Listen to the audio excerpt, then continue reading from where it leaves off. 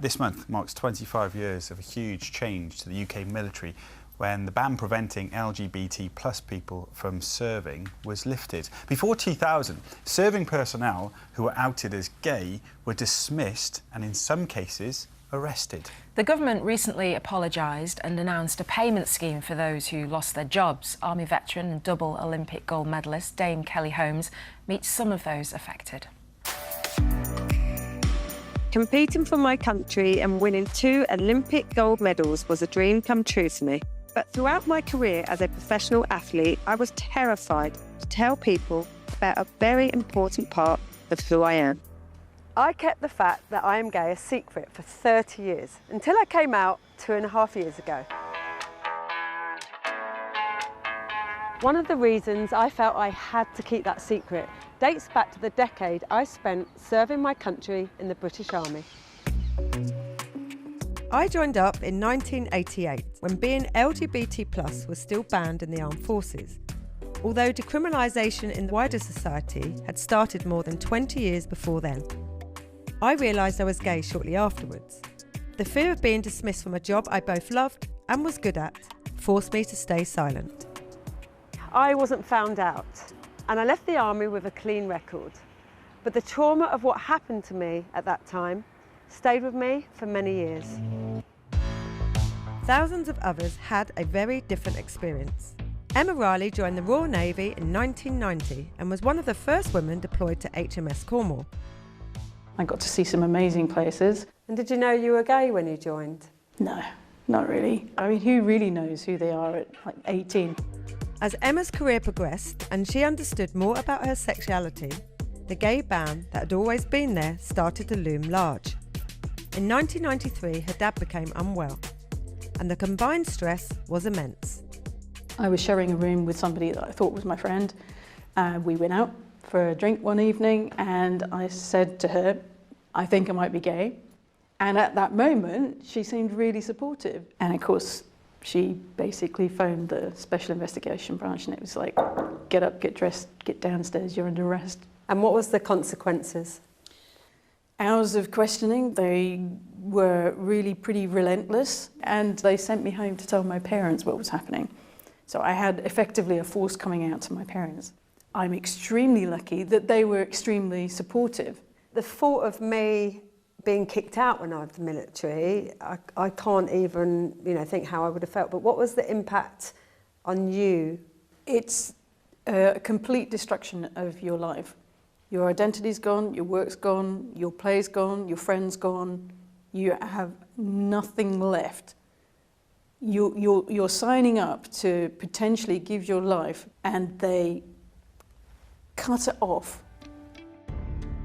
Caroline Paige served for 35 years in the RAF and in 1999 became the first openly transgender officer to serve in the British Armed Forces. She helped found the charity Fighting with Pride to support LGBT+ personnel and veterans. Do we know now how many people were affected by the ban? We know it's in the thousands. Some people who were formally dismissed would have had that recorded on their service record, but many other veterans were dismissed through different means. We both know from the stories how brutal it was for some. Yeah, they were given invasive medical inspections, they were bullied and assaulted, they lost family support, they lost friend support, they lost their job overnight. Their service records would be marked with dismissed in disgrace. So you try to go for future employment, and they're not going to take somebody on that says dismissed in disgrace. RAF veteran Kevin Bazeley joined up in 1985 when he was just 18 years old. I just wanted to fly. That was the only thing I'd ever wanted to do, the only career path I wanted.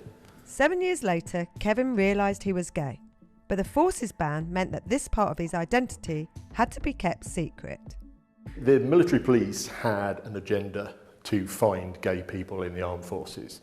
They were looking out at known gay venues. I thought, you know what, I'll go 500 miles away for weekends to hopefully get away from that risk of being recognised. I met someone. We went out to a nearby gay nightclub and that had a membership card. We joined the Gay Bikers Motorcycle Club. Those cards were in my wallet, and Unfortunately, I lost that wallet. So you were in dread of this wallet being found and handed in, I suppose? Every morning, I'd be waking up thinking, is this the day? And then we came back from this training flight. We landed. The wing commander is there to meet the aircraft. I am packing up and he just says, don't worry about that, come with me. Kevin was arrested, taken for interrogation and discharged from the RAF. That whole interrogation process starts. Who were you having sex with? What type of sex were you having? Do you know anybody else in the armed forces who's gay? There was no way on earth my integrity would allow myself to tell them. It makes me so mad and sad. How long did it take you to get back on your feet? There was a good few months of just that shock and realisation that I had to find something to do. Went into finance, still not sure it's the right choice, but I got a career out of it. It's a quarter of a century since the policy was abolished. A formal apology was made last year and reparations are now being offered. On 12th of December 2024, the UK government announced the financial reparations, which is a financial recognition scheme. If you were dismissed or discharged from the armed forces purely for being gay, then there's an award of £50,000. Acknowledging what these veterans endured and the importance of their service through non-financial recognition, like medals being handed back, is really important. But the window to claim reparation payments is only open until December 2026. The last thing we want is somebody in 2 years' time to suddenly find out that there was something in there that was going to support their life and they've missed out on it. This recognition is welcomed by Kevin and Emma.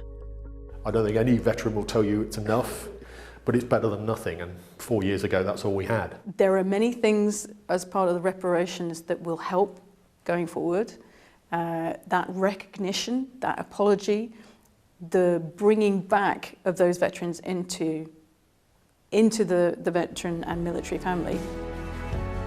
I'm proud to call myself a veteran and proud that our armed forces now welcome and support people whatever their sexual orientation.